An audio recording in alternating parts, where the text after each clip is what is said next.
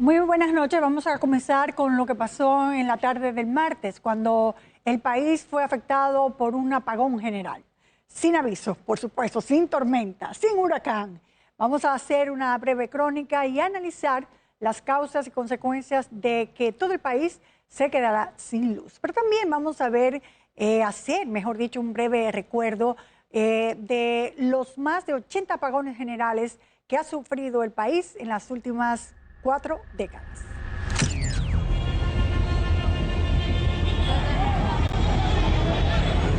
Era cerca de la 1:30 de la tarde cuando comenzaron los reportes. Desde San Pedro de Macorís hasta Santiago, pasando por la capital. Los mensajes en redes sociales describían una escena repetida: semáforos apagados, oficinas detenidas y ascensores varados. El apagón afectó todo el territorio nacional. Las consecuencias fueron inmediatas. Comercios cerraron antes de tiempo. En las calles el tráfico se volvió caótico. Sin semáforos, en cada esquina se transformó en una batalla de bocinas y de poca paciencia.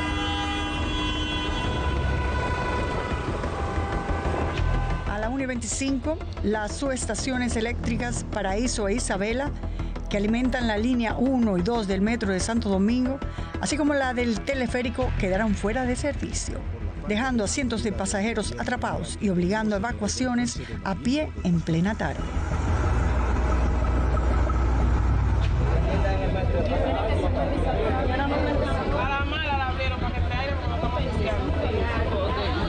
Después de varias horas, el Ministerio de Energía y Minas y la empresa de transmisión eléctrica dominicana confirmaron lo que ya se sospechaba: un colapso del sistema eléctrico nacional interconectado. La causa inicial habría sido una falla en la línea de transmisión de San Pedro de Macorís, en una barra de 138 kilovatios que al desconectarse provocó una reacción en cadena. El ministro de Energía y Minas, Joel Santos, aseguró que se trató de una avería técnica imprevista y que no existía evidencia de sabotaje, aunque anunció una revisión completa de la red de transmisión. Tenemos que comenzar pidiéndole excusas a la ciudadanía por esta situación. Entendemos la situación que puede provocar en su día a día en la población. Y obviamente por eso estamos trabajando de manera ardua para restablecer el sistema lo más pronto posible. Esto es un proceso. Comenzamos pues obviamente creando la tensión en las líneas para poder entonces ir pudiendo subir de nuevo los diferentes centros de generación. Varias plantas, incluyendo unidades de generación en Quisqueya y el Este, salieron de servicio automáticamente para protegerse, lo que dejó al país operando con menos del 15% de su capacidad normal. Como suele ocurrir, la oscuridad encendió el debate político. Desde la oposición se exigió una investigación independiente para determinar si hubo negligencia o falta de mantenimiento en el sistema. Al amanecer del miércoles 12, la mayoría del país había recuperado la energía, un proceso que en países como República Dominicana suele tomar entre 18 y 24 horas. Especialistas calificaron el restablecimiento del servicio como técnicamente impecable, debido a que al hacerlo de manera acelerada pudo haber tenido serias consecuencias. Que se caiga otra vez el sistema. Entonces volvemos otra vez. Entonces por eso hay que hacerlo lento, y puede que la gente piense que ha sido muy lento, pero nosotros evidentemente evaluamos que fue relativamente rápido, porque en 15 horas ya estaba recuperado el sistema completo, o sea, menos de las 18 y muchísimo menos de las 24. Mientras la población exige claridad, el miércoles aparece la versión más polémica ofrecida por la viceministra de Innovación y Transición Energética del Ministerio de Energía y Minas, Betty Soto, quien aseguró que la investigación del Comité de Faltas concluyó que el evento se originó por un error humano operativo. Hubo un error humano operativo a la hora de hacer un cambio en una línea de tensión, y eso provocó pues la salida de la línea 138 kV de la subestación de San Pedro de Macorís. Las contradicciones oficiales comenzaron. El ministro de Energía y Minas rechazó de inmediato la versión del error humano dada a conocer por la viceministra de la institución que él dirige. Ese informe no es del gobierno. El gobierno no ha emitido ningún informe, está en el proceso de investigación. O sea que, para que también tengamos una idea, empiezan a aparecer informes falsos, que la gente lo escribe con su teoría y sus cosas. Lamentablemente tal vez con el objetivo de dañar o de crear confusión. Mientras el gobierno insiste en una falla técnica y que hay una investigación en curso. Pero el Instituto de Energía de la UAS también comenzó su investigación y concluyó que el apagón fue el resultado de varios factores. El principal, una maniobra operativa incorrecta por parte de un técnico de la subestación de San Pedro II durante un operativo de mantenimiento en la zona este. Él, en vez de abrir la seccionadora de Costal, habló la que estaba al lado, que era la que iba a San Pedro, y la abrió con carga.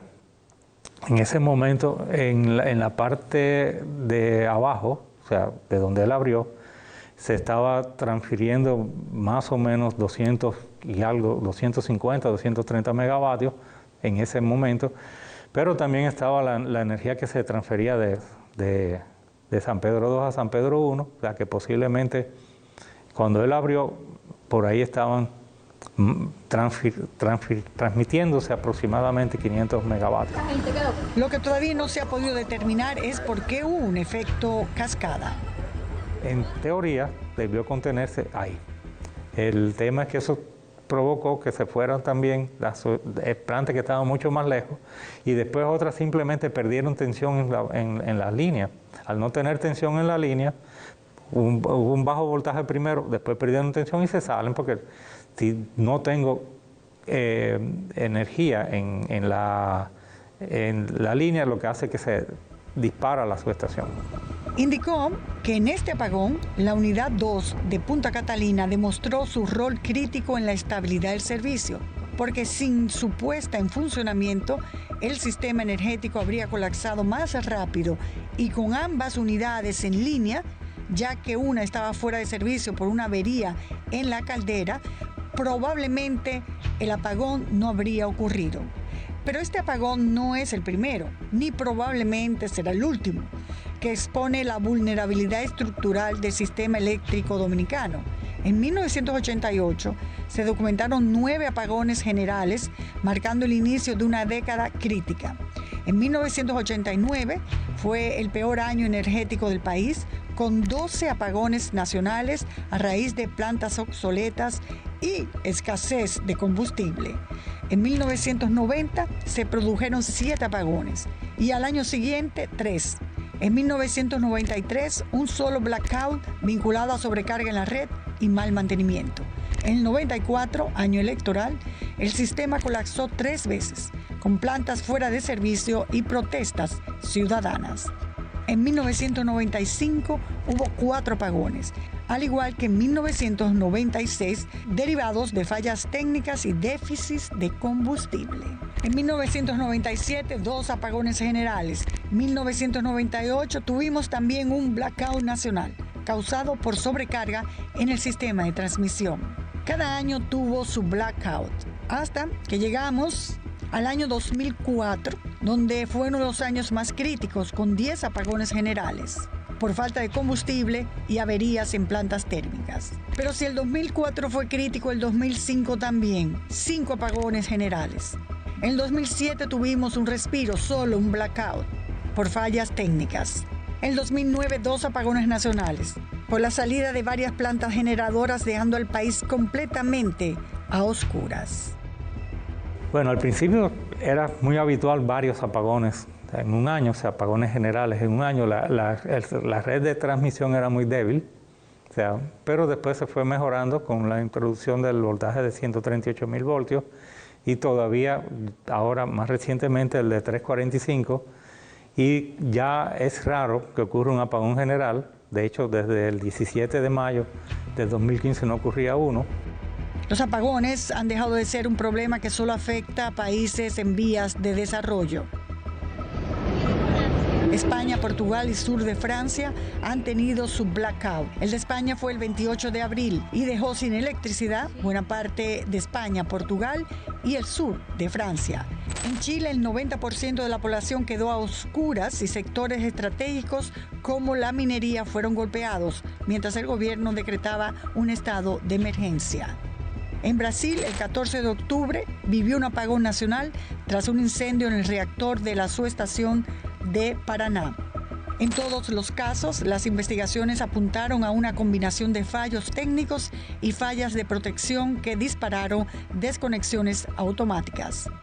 Ya habíamos recomendado desde el año pasado que se instalaran BESS. BESS son un sistema de almacenamiento de energía con baterías eléctricas en algunos puntos de la red de transmisión, específicamente uno en Cabreto, la subestación de Cabreto, que está muy cerca de donde ocurrió ese evento, otro en el 15 de Agosto y otro en Navarrete. En este punto ya existen en el país dos líneas narrativas totalmente opuestas. La del gobierno, falla técnica, investigación sin ninguna causa confirmada. La de varios sectores técnicos, error humano más falta de protección adecuada. Mientras las autoridades prometen investigaciones, la ciudadanía vuelve a la rutina con la misma pregunta que resuena cada vez que se apagan las luces. ¿Cuándo aprenderemos a no tropezar con la misma oscuridad?